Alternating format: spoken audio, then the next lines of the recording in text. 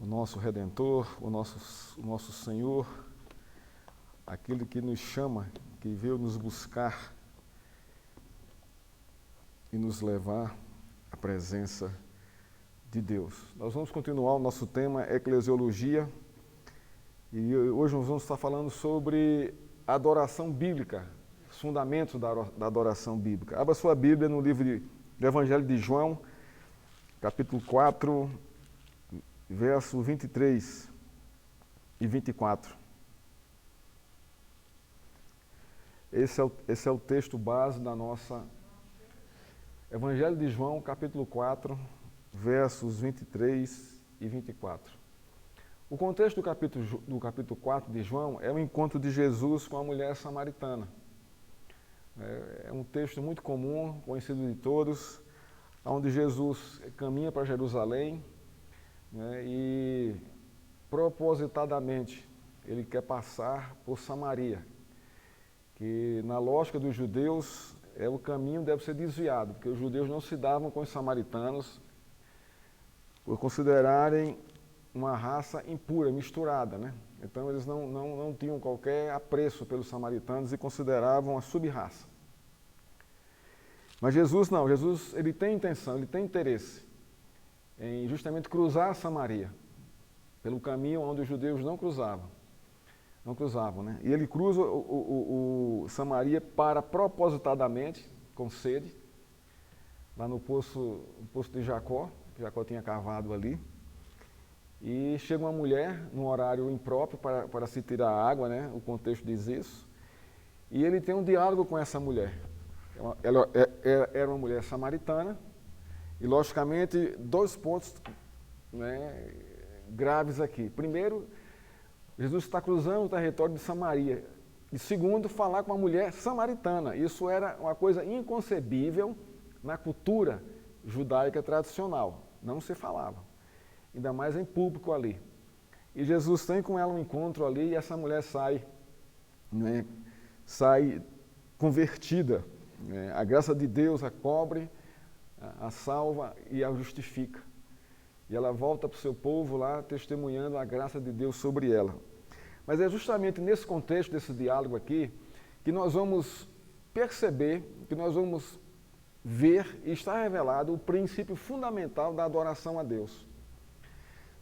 A ideia que nós temos é que a nossa adoração ela vem da nossa própria motivação e intenção, e na verdade não é. Pode até ser, mas sendo esta, ela é imperfeita, impura, não é? Porque é contaminada pelo nosso pecado, logicamente vai desembocar numa idolatria.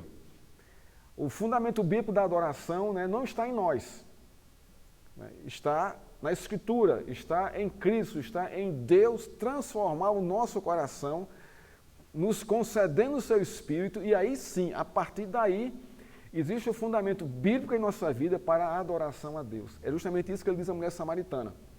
Olha, você está adorando da forma errada. A sua natureza para adorar está completamente manchada pelo pecado, porque a mulher samaritana, ela era uma mulher religiosa, que ela conhecia ela conhecia os ritos religiosos. Não é nesse monte, mas você disse que é lá em Jerusalém, a gente disse que é aqui, então ela tinha uma noção religiosa com respeito à adoração a Deus. Mas só que no estado que ela estava incapacitada, né, de adorar a Deus. Mesmo tendo todo esse conhecimento que ela tinha religioso e teológico, né, podemos dizer assim. Então, o verso 23 e 24 vai justamente nos pontuar o fundamento da adoração da igreja. Aonde está fundamentada a nossa adoração? Presta atenção que o texto diz. Isso aqui é Jesus conversando com ela. Mas vem a hora, e já chegou, em que os verdadeiros adoradores adorarão ao Pai em espírito e em verdade. Então, o que é que Deus está dizendo aqui a ela? O que é que Deus está dizendo aqui a ela? Essa mulher. Olha, está dizendo o seguinte, você só pode adorar a Deus se receber o Espírito Santo. E chegou a hora de você receber isso aqui. E você vai discernir as coisas a partir daqui, porque toda adoração da igreja procede do mover do Espírito Santo de Deus no coração de cada crente. É isso que ele está dizendo aqui, não é? Porque são estes o que o Pai procura para seus adoradores. O segundo fundamento aqui. Não é nós que procuramos adorar a Deus, irmãos, mas Deus que procura adoradores quando os converte por meio da sua graça e deposita sobre eles o seu Espírito Santo. Aí sim. Jesus fala nos evangelhos, eu vim buscar o que se havia perdido. É o que está acontecendo aqui. Então, a nossa adoração, ela está fundamentada, ou a adoração da igreja está fundamentada nesses dois princípios básicos desse verso, do capítulo 4 de João, versos 23 e 24. É isso que ele está trazendo para o coração dessa mulher, como uma religiosa. Olha, primeiro, a hora chegou, aonde os verdadeiros adoradores adorarão o Pai em espírito e em verdade. Por quê? Porque eu vou salvar você. Você vai receber a justificação, você vai receber o Espírito Santo, aí sim, você vai poder adorar o Pai em espírito, porque meu Espírito está em você, e em verdade, porque você está crendo na palavra. Então, esse é o fundamento básico da nossa adoração. O verso 24. Deus é espírito. E é necessário que os seus adoradores o adorem em espírito e em verdade. Então, a nossa adoração, aqui é o terceiro ponto, ela é espiritual. Ela é espiritual. Né? E desemboca no testemunho visível na igreja. Nós acabamos de cantar aqui esses dois hinos maravilhosos. Nós estamos o quê? Adorando a Deus, entendendo o hino, vendo que o foco do hino é a pessoa de Cristo. Isso enche o nosso coração pela ação do Espírito Santo e aí Deus recebe a nossa adoração. Porque a nossa consciência está ligada à consciência de Cristo. Vocês estão entendendo? Ou está complicado de entender isso aqui? Então, irmãos, nós vamos tratar hoje sobre a adoração da igreja e a adoração individual. A nossa adoração a Deus. E esse é o fundamento básico. Todo crente fiel que Deus chamou para si, Deus depositou o Espírito Santo no coração dele, dando a ele o privilégio de adorá-lo em espírito e em verdade. O que nós fazemos aqui aos domingos de manhã e à noite é uma adoração em espírito e em verdade. O que nós fazemos quinta-feira no nosso culto de oração e doutrina é uma adoração em espírito e em verdade. Por quê? Porque nós fomos alcançados pela justificação e pela salvação de Jesus Cristo. Vamos lá, vamos seguir aqui.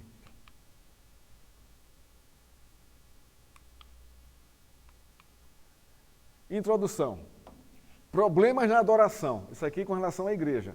Então nós vamos começar pontuando alguns problemas que acontecem na igreja, que esses problemas desviaram o foco da atenção numa adoração bíblica, fundamentada na Escritura. Então nós vemos aqui primeiro o ativismo nas igrejas. Isso corrobora para o desvio da adoração. Que tipo de ativismo? Programação, festa, celebração. Então, a igreja não para, está sempre se movendo em cima da sua agenda, e uma agenda intensa, não é? E isso provoca um cansaço na igreja e um desvio da centralidade da adoração a Deus. Não é? Que está na simplicidade de ouvir a Escritura e de se submeter a ela. Então, a primeira coisa aqui é esse ativismo, da igreja. Não é? A outra coisa é a despreocupação com o propósito principal da igreja.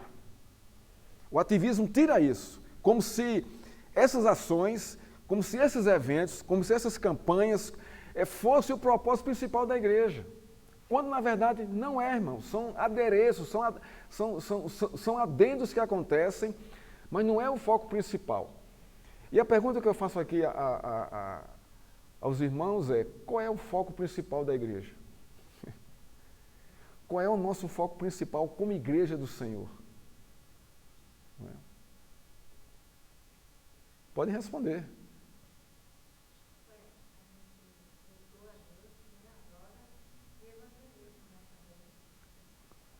que mais?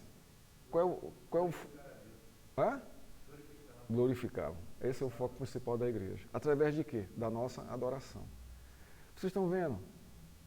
Que nós vamos domingo para a igreja para quê? Para adorar o Senhor em espírito e em verdade. Esse é o fundamento. E como é que isso vai se proceder? Com uma liturgia fundamentada na Escritura, com ordem, com reverência e decência. Irmãos, o culto é algo muito sério, porque ele traduz a adoração da igreja a Deus. Ele é a adoração. Nós vamos aqui para isso, para adorar o Senhor. E outra coisa, é Ele quem nos chama. É Ele quem nos chama, por meio do seu Espírito Santo. Então, terceiro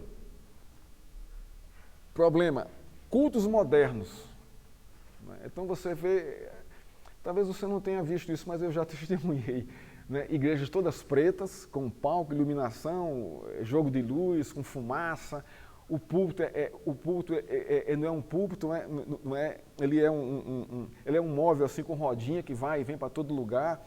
O pastor não prega mais de gravata e paletó e parado, o pastor prega caminhando com o microfone de lapela, não é? Chama o coach, né? É o pastor coach, né? O pastor técnico, né?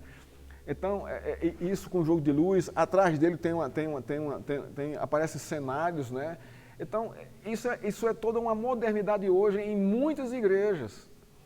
Aí tem teatros, não é? Tem horas e horas de louvores, não é?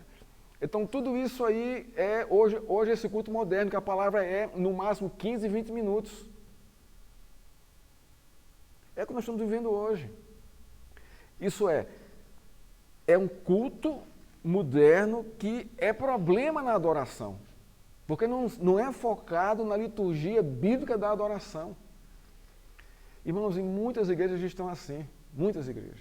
Pois não, Moreira? O meu menino está namorando uma menina aí, e na igreja dela é isso mesmo.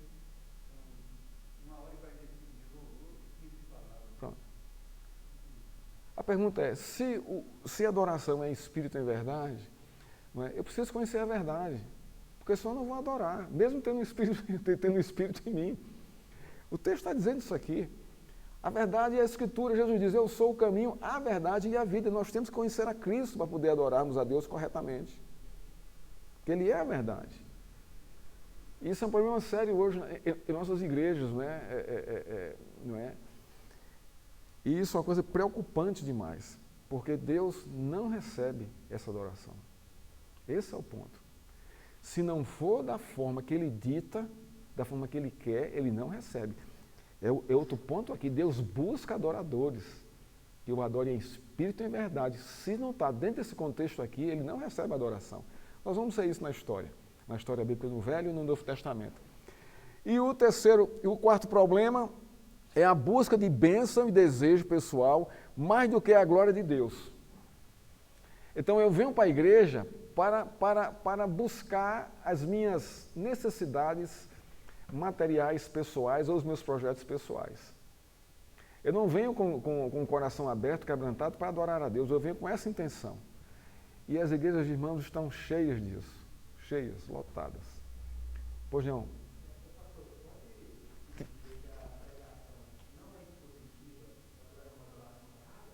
Não. Se a pregação...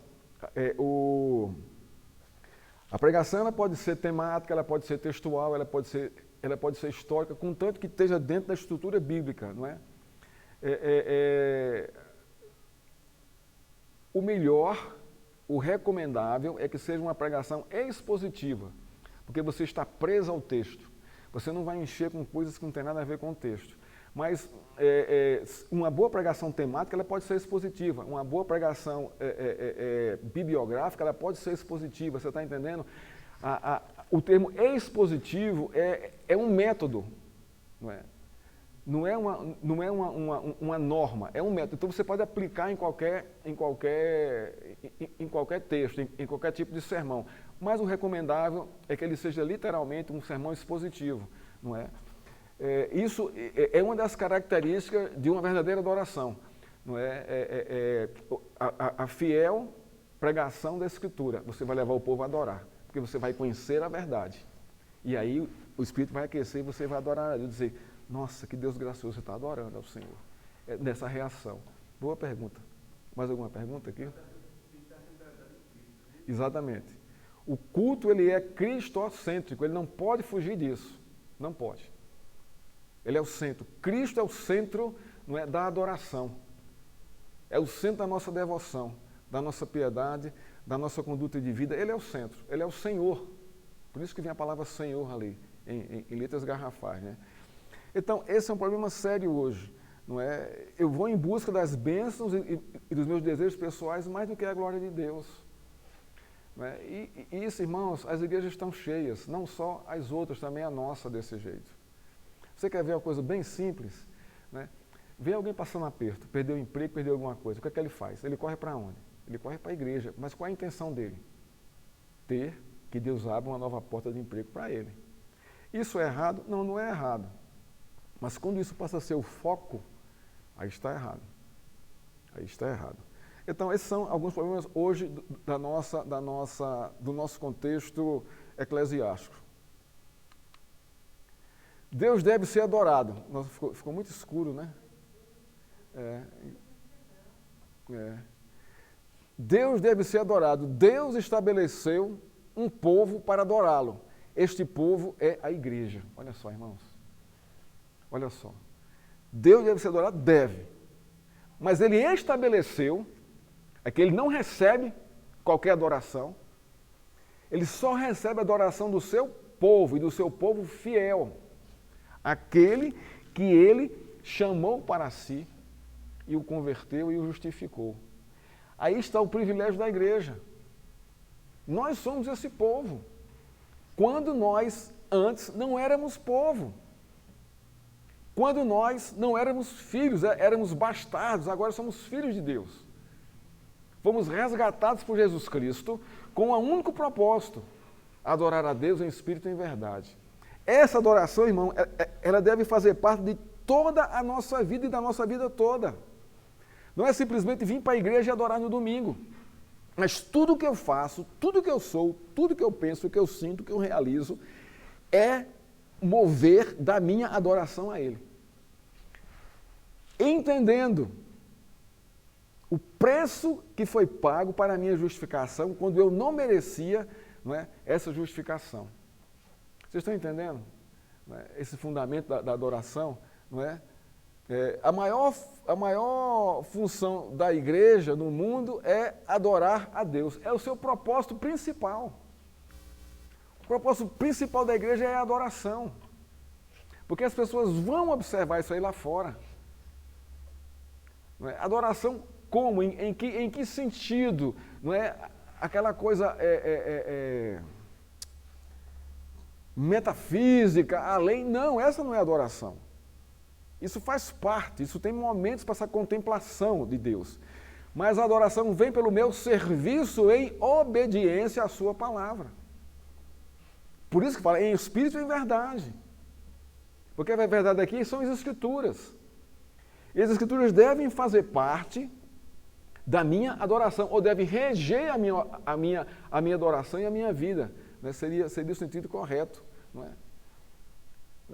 O culto é o quê? É a expressão solene da adoração e é uma resposta obediente à ordem de Deus expressa na Escritura. Você está vendo?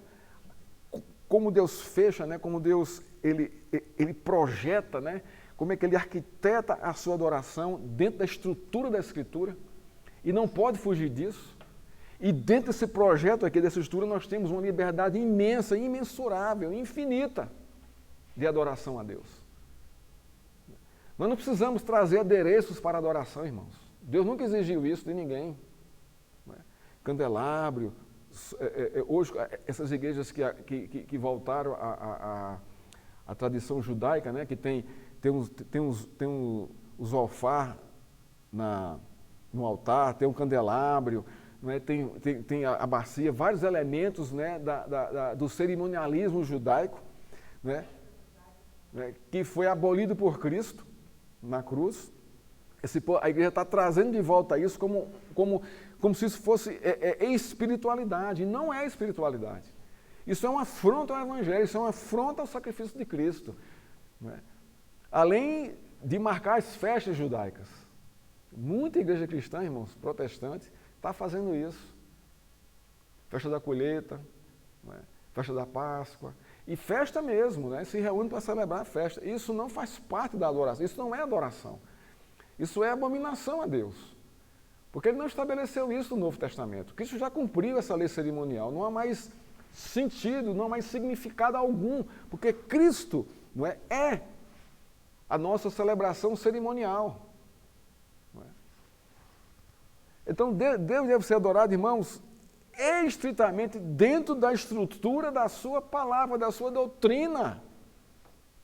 E nós temos aqui, dentro dessa estrutura bíblica, fundamentos maravilhosos, motivos maravilhosos para adorarmos a Deus. Olha o livro de Salmos. Observe o livro de Salmos. É adoração a Deus o tempo todo, seja em qualquer circunstância. Difícil, guerra, luta, angústia, o povo está lá adorando a Deus. Leia o Salmo e perceba isso. Adorando em espírito e em verdade. Por que em espírito e em verdade? A verdade porque eles trazem ali, né, a inspiração de Deus quando escrevem, quando ministram ao povo. E em espírito ali porque o Espírito de Deus está alcançando aqueles corações, irmãos. Não foge, a adoração também, não foge, não é diferente do Velho Testamento para o Novo Testamento. Nós temos uma dispensação maior, porque o véu foi rasgado de alto a baixo. E nós temos agora acesso direto à presença de Deus. Deus nos concedeu isso, Ele que rasgou o véu. No Velho Testamento, não. O sacerdote só entrava no Santo dos Santos uma vez por ano, mas existia o átrio e os santos. Então a adoração estava lá presente. Mas o acesso a Deus ainda era coberto. Nós não temos isso mais hoje, porque com a morte de Cristo, Deus rasgou. Então, esse cerimonialismo que havia para a entrada na presença de Deus, isso cai, isso deixa de existir em Cristo. E agora o nosso acesso é direto a Deus. Ele está aqui hoje, presencialmente, em espírito, em nosso meio, para ser adorado e louvado por nós. Isso é muito gracioso, irmãos. Eu peço desculpa pelos slides ter ficado tão escuros. Lá, quando eu montei, estava tão claros. Não é? O quê? Tá bom. Continuando. Deus deve ser adorado. É pelo culto que a igreja vive. É nele que pulsa a vida da igreja. Olha só que coisa séria, irmãos. É pelo culto que a igreja vive. A igreja não vive sem culto. Quando eu falo aqui culto, é o culto presencial. Não é um culto pela mídia, é o culto presencial. É os irmãos se vendo aqui, se ouvindo aqui, cantando, louvando, orando, adorando a Deus. Não é? É nele que pulsa a vida da igreja. Por quê? Porque ele se manifesta em nosso meio. É em Cristo, irmãos. É em Cristo, no culto a ele, que pulsa a vida da igreja. A gente não pode perder essa dimensão. De virmos à igreja para adorar. Eu vou para a igreja para adorar a Deus. Em espírito, porque sou nova criatura, Deus me salvou, me deu seu espírito, e em verdade, por meio da sua palavra. Esse é o fundamento básico da adoração. Não existe outro.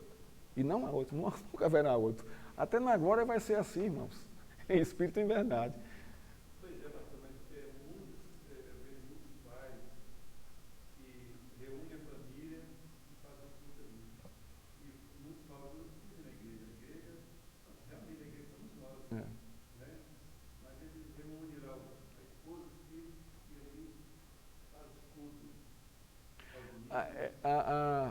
O culto familiar é muito saudável, mas tem o seu momento, né, no decorrer da semana na vida da família. A família deve fazer culto familiar, deve, isso é muito saudável. Mas a família deve vir domingo à igreja, para se reunir com o corpo de Cristo e celebrar como corpo de Cristo e adorar o Senhor. É assim que deveria funcionar. Não é? Mas o que acontece? Nem tem culto familiar e nem vem para a igreja. Só vem para a igreja e só faz culto em casa quando está passando por aperto. Isso é errado? Não, não é errado. Você deve recorrer a Deus mesmo, isso é um fato, mas deveria ser uma constante, né? Essa devoção, esse culto, né? Tanto em casa como na igreja, principalmente na igreja, quando o corpo de Cristo se reúne, né? Para celebrar o seu nome e para que ele abençoe a sua igreja, né? A importância do culto, primeira, porque o culto é a Deus e ele é digno de toda a reverência. Todo culto, ele é prestado a Deus, a Cristo. Todo culto é prestado a Cristo, não é a homens, não é a homens, não é a entidades, não é a empresas, não é, irmãos. Todo culto, ele é celebrado a Deus, ele é celebrado a Cristo. Esse é o foco, ele é o centro do culto. Se assim não for, deixa de ser culto, é outra coisa, é uma reunião, não é? É uma aglomeração, é uma assembleia, mas deixou de ser culto. Se ele não for o centro, o foco, não é, da nossa adoração, do culto, deixou de ser culto. Por isso que um culto com 1h30 de louvor, irmãos, não é, está desviando o foco e passa 15 minutos com a meditação. Então você tirou o foco completamente da Escritura, da palavra, não é? E colocou numa manifestação de música, de louvor, que muitas vezes Deus não se agrada disso. Não se agrada disso. Exatamente. Os louvores viraram mantra. Você canta um corinho 3, 4, 5, 6, 10 vezes, repetidamente. Isso não é adoração, irmãos. Desculpa dizer isso. Isso também não é louvor. Observe os salmos. Não é? Os salmos eram cantados, não é? E você não vê ali um mantra, né? Se repetindo ali o salmo. Não, você cantava o salmo também ministrava aos ouvintes. Não é? Além da leitura do Pentateuco, da lei, não é? Da graciosa lei. Nós precisamos entender isso. Da graciosa lei de Deus. Não é? Segundo motivo, o culto afeta conscientemente as pessoas que participam dele. Isso é importantíssimo. O culto afeta conscientemente as pessoas que participam dele. Por quê? Porque ele é em espírito e em verdade. Por isso que tem que ter verdade, tem que ter palavra, tem que ter exposição. E uma exposição bem feita, simples, mas bem feita. Seguindo a estrutura do texto, sem fugir, sem colocar coisas que não precisam dentro do texto. Irmãos, essa é a verdade. Quando nós abrimos a Escritura, nós não precisamos mais de nada para fazer um sermão. Porque a própria Escritura, ela é o sermão. Nós temos só que ter a disposição de orar a Deus e pedir Ele que abra o nosso coração, o nosso entendimento para expor a Escritura. A Escritura, só isso. Mais nada. Acabamos de ver aqui um texto aqui, 2 versos aqui, mas vê a riqueza desses versos aqui, se nós formos pararmos para explorar isso aqui. Dentro da Escritura, enchendo ele com a Escritura. Conscientemente, porque é a verdade que vai trazer a consciência de quem é Deus, e essa consciência vai aprimorar, moldar a minha adoração. Eu não vou estar adorando um objeto inanimado ou adorando algo que eu não conheça. Algo que eu não conheça. Porque para adorar a Deus é preciso conhecê-lo. E para conhecê-lo é necessário que ele se revele a mim por meio de Cristo e por meio da sua palavra. Aí sim. Por que nós adoramos a Deus, irmãos, hoje? Você se lembra de quê? Por que você adora a Deus? Qual é a primeira coisa que vem em sua mente? Não é a cruz de Cristo? Que deveria ser. Não é o seu sacrifício por você? É. E como é que sentou na sua cabeça, no seu coração e está lá gravado lá? Por meio de onde? Por meio da Escritura. Não é verdade isso? Porque assim é comigo. Quando você para orar, quando você para orar sozinho em casa e meditar, qual é a primeira cena que vem no seu coração? É o sacrifício de Cristo, irmãos, que está promovendo aquilo ali que você está fazendo. Isso é consciência, quem traz isso é a palavra, é a escritura. E se não há pregação, irmãos, nós vamos transformar a igreja em quê? Ou a igreja transformou-se em quê? Num clube, numa festa social, ou numa reunião para trazer incentivo, né, positivismo ao coração das pessoas. Deixou de ser escritura, deixou de ser palavra de Deus. E é o que nós estamos vivendo hoje. Não é? Essa técnica dos coaches, dos pastores coaches, é justamente essa, é motivar as pessoas, não é? Quando elas estão desmotivadas, quando elas estão depressivas e um monte de coisa aí. Então vamos motivá-las, não é? Com o discurso, com os princípios, né? Mas com pouquíssimas ou quase nenhuma palavra de Deus. Atinge o emocional, não é? Atinge o emocional. Né? Vocês talvez não leram sobre isso, né? Mas falando sobre as emoções, é interessante que na década de 60, nós passamos pelo período da Jovem Guarda, né? Aqui no Brasil, né? E o trio, né? Roberto Carlos, Erasmo Carlos e Vanderleia foi assim um sucesso geral na década de 70, né? Na década de 80 já começou a mudar porque essa fase foi saindo, né? E esse trio foi ficando mais assim, mais esquecido, né? Aí veio o grande trunfo de Roberto Carlos, né? Por que ele despontou tanto nos anos 80, 90 e 2000? A Globo era assim, todo ano tinha show de Roberto Carlos ao vivo, né? Vocês estão lembrados disso? Né? Muita gente é fã dele, né? Pelas músicas, né? Dele, né? Mas por quê? Qual foi o grande trunfo dele? Né? As emoções. Ele investiu pesado aí. Todas as músicas dele se voltam para as emoções. Todas elas sem exceção. Até hoje está assim. Por isso que ele teve tanto sucesso. Mas ele pagava para os autores, né? Ele comprava essas músicas, né? Isso não vem ao caso, né? Mas acontece que ele foi nas emoções. Porque isso mexe as pessoas. Não é? Isso mexe as pessoas. Aí tem música de mãe, caminhoneiro, tem música de um monte de coisa mexendo com as pessoas. E as músicas traduzem mesmo o que elas sentem. Esse é o ponto. Então as igrejas de hoje, irmãos, estão trabalhando o emocional. Porque atinge as pessoas. E isso provoca uma satisfação no seu coração que você se sente satisfeito, mas isso passa, isso é efêmero, isso não cria raízes no nosso coração. Porque não tem palavra, não tem fundamento, não tem princípios bíblicos. Não é? Então, o culto afeta conscientemente as pessoas que participam dele, por meio da pregação da Escritura. Sigamos. Deus deve ser adorado, compreendendo o assunto mais profundamente. Né? Aí, lamentavelmente, ficou escuro de novo.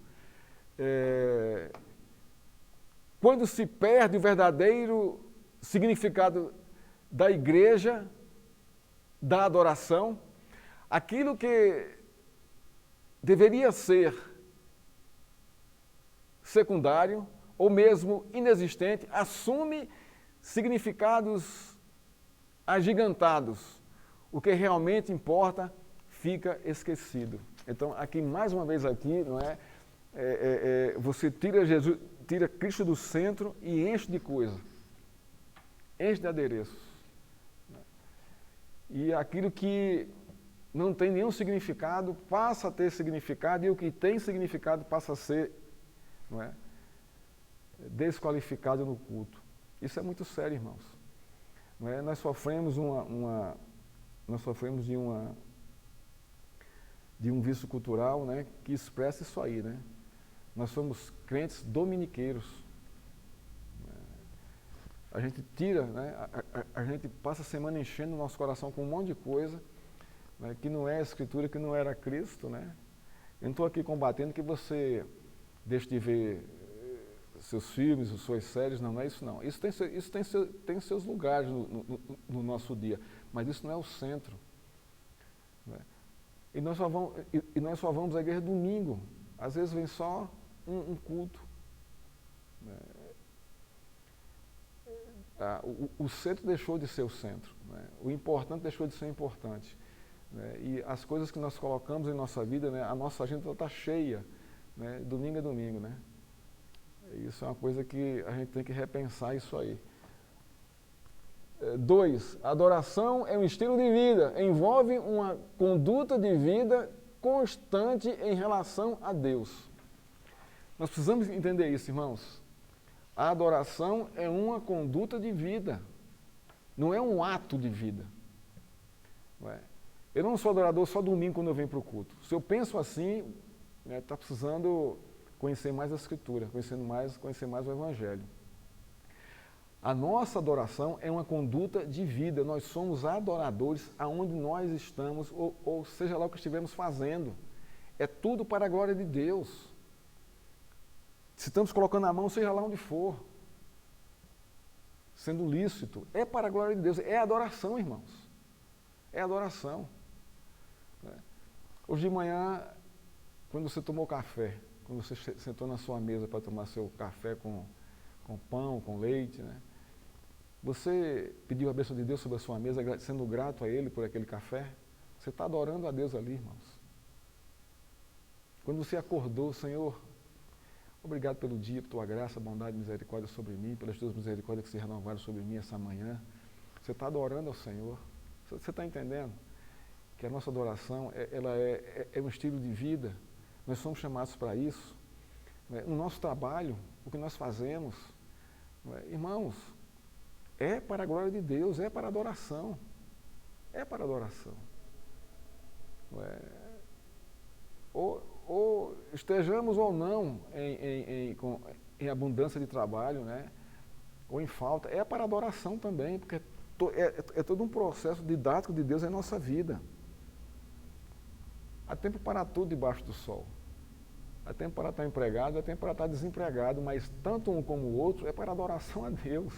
Mas é difícil a gente entender isso, porque nós entendemos que se eu recebo as bênçãos de Deus é porque eu estou bem com Ele, eu estou em linha com Ele.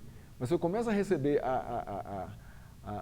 o inverso, não é? Eu começo a passar necessidades, então eu estou em falta com Deus. E muitas vezes não é isso. Muitas vezes não é isso. Não é? O livro de Jó é um ensino tremendo para a gente. Não é? Jó tinha tudo, né? Ele estava o quê? Qual era o conceito? A mensagem do livro de Jó central, irmãos, é essa. É o conceito que Deus tem de Jó, independente das circunstâncias. Então, o livro de Jó, ele está escrito em cima dessa verdade. O conceito que Deus tem de Jó é maior do que o conceito dos amigos e o conceito do diabo. Esse é o ensino do livro de Jó. Os amigos deles ali, não é, foram amigos da onça, né, como diz na minha terra, né? E o diabo também foi pior do que amigo da onça, né? Ali foi o inferno da onça. Mas Deus foi firme, do capítulo 1 ao capítulo 42, dizendo, olha, Jó, não é justo, íntegro e fiel diante de mim. E a mulher também. Não precisava não, mas você citou. Mas o livro é montado, irmãos, nessa verdade, nesse fundamento. Deus tem os seus fiéis na terra, que nem o diabo e que nem os homens tiram ele da adoração, da verdadeira adoração. Independente das circunstâncias, porque o que Jó passou, irmãos, eu não quero passar. Né? Eu não quero passar. Talvez ele tenha pego um Covid assim, muito, muito forte, né? E foi fiel ao Senhor, né? Foi fiel ao Senhor. Ele não praquejou, ele não amaldiçoou a Deus, não praquejou, sabe? Foi fiel, foi firme até o fim, por João Moreira. Mas seria interessante como Deus fala com o diabo. Você já viu meu filho Jó? Só que assim, como Deus conhece o futuro, ele já sabia que Jó não ia mudar. Porque ele já conhecia o coração de Jó. O conceito de Deus, ele é eterno. É isso que o livro está dizendo. Então, o conceito que Deus tem de nós, como filhos, é eterno.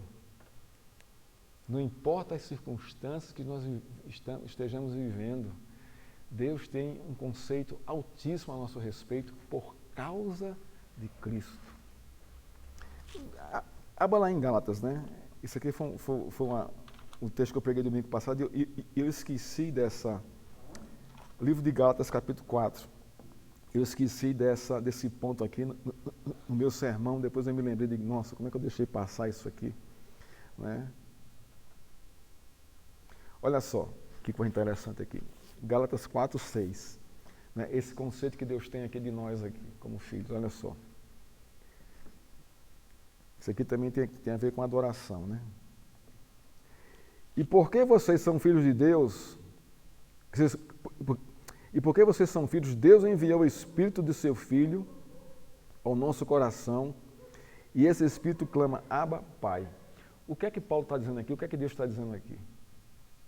Que nós só chamamos Deus de Pai porque Deus colocou no nosso coração o Espírito de Cristo. Que Cristo dizia, Ele é meu Pai. Entendeu aqui o que é que o texto está dizendo aqui? Isso é tremendo, irmão. Isso é assim, grandioso demais. Nós só chamamos Deus de Pai porque Deus colocou o mesmo Espírito que fazia com que Cristo chamasse Deus de Pai, é o mesmo Espírito que Ele colocou em nosso coração, para que nós o chamemos de Pai. Então, por isso, em Cristo, Deus nos torna seus filhos. Porque o mesmo Espírito da filiação de Cristo é o mesmo Espírito que habita em nós para a nossa filiação em Deus. Por isso que nós adoramos ao Senhor em espírito e em verdade. Cristo adorou o Pai em espírito e em verdade todo o tempo. E qual foi a marca, qual foi o testemunho da sua adoração? A sua obediência à morte e morte de cruz. Então vamos lá. Terceiro ponto. A adoração se desenvolve por toda a Bíblia e culmina em Apocalipse. Então nós podemos dizer que a Bíblia é o livro da adoração a Deus. Que ela permeia toda a Escritura. Toda a Escritura está louvando a Deus. Tudo, toda a sua criação louva a Ele. Tudo, o tempo todo. Então é um livro da adoração. A Bíblia é um livro, é um manual da adoração a Deus, em Cristo Jesus, ou por meio de Cristo Jesus. Esse é o ponto. O que é que diz Apocalipse 19, 18? Não é?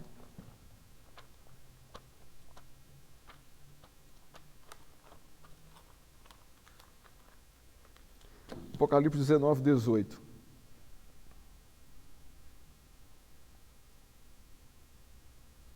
Eu acho que esse texto aqui não está... Não, Apocalipse 19, 1, 8. De 1 a 8.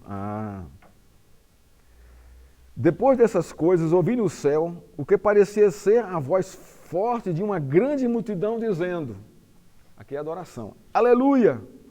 A salvação, a glória e o poder são do nosso Deus, porque verdadeiros e justos são os seus juízos, pois julgou a grande prostituta que corrompia a terra e com a sua prostituição e das mãos delas vingou o sangue dos seus servos. E disseram pela segunda vez, Aleluia! E a sua fumaça sobe para todo sempre. Os 24 anciãos e os 4 seres viventes se prostraram e adoraram a Deus, que está sentado no trono, dizendo, Aleluia, Aleluia.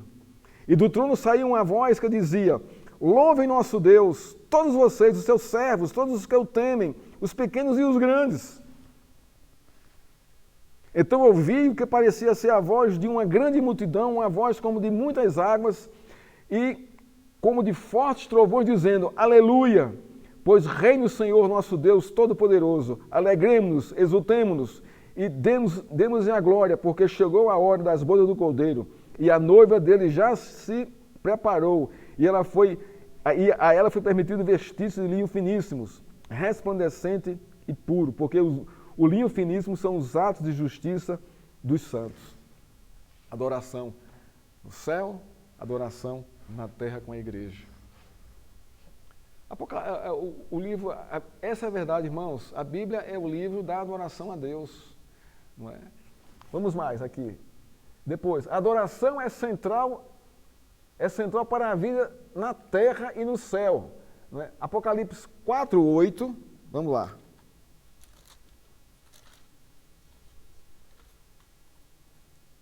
Apocalipse 4:8.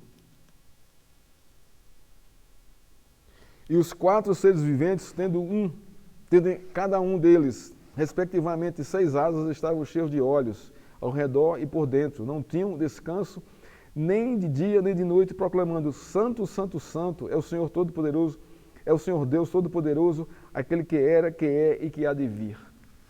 Olha aqui, adoração no céu. Isso aqui se parece com o que, irmãos, esse texto aqui? Né? Com Isaías lá? Isaías capítulo 6, você está vendo? Então, adoração no céu. Vamos ver, o 8 a gente já viu, vamos ver aqui o 7 e 9.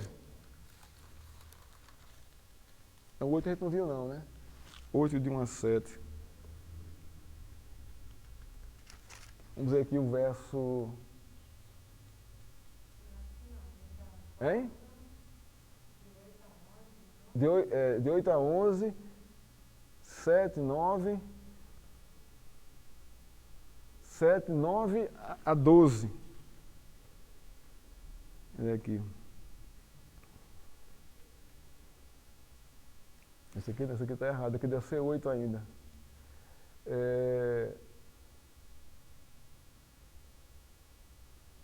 Apocalipse 15, 2 e 4. Desculpa, eu copiei o texto errado aqui. Deixa eu ver aqui. Eu trouxe aqui a apostila do pastor Leandro, né?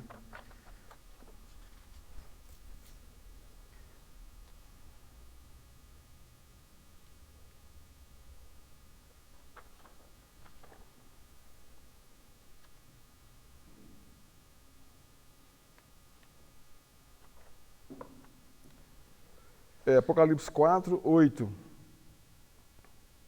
a 11, Apocalipse 7, 9, vamos lá, Apocalipse 7, 9.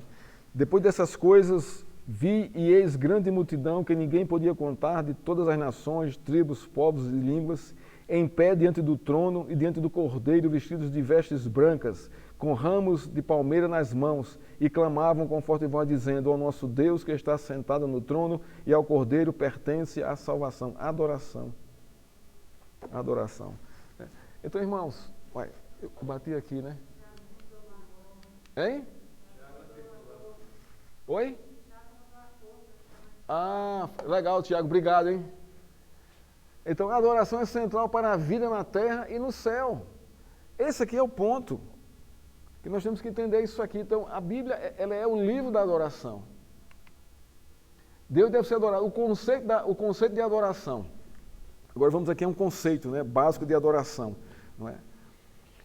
Adoração é uma postura de reverência e homenagem dada a Deus. Adoração é servir a Deus. Adoração é obediência a Deus. Adoração é apresentar-se a Deus puro e obediente. Aí tem aqui Salmos, né? E temos aqui Salmos, Isaías e Amós. Então, nós vamos parar por aqui então. Esse é o conceito da adoração.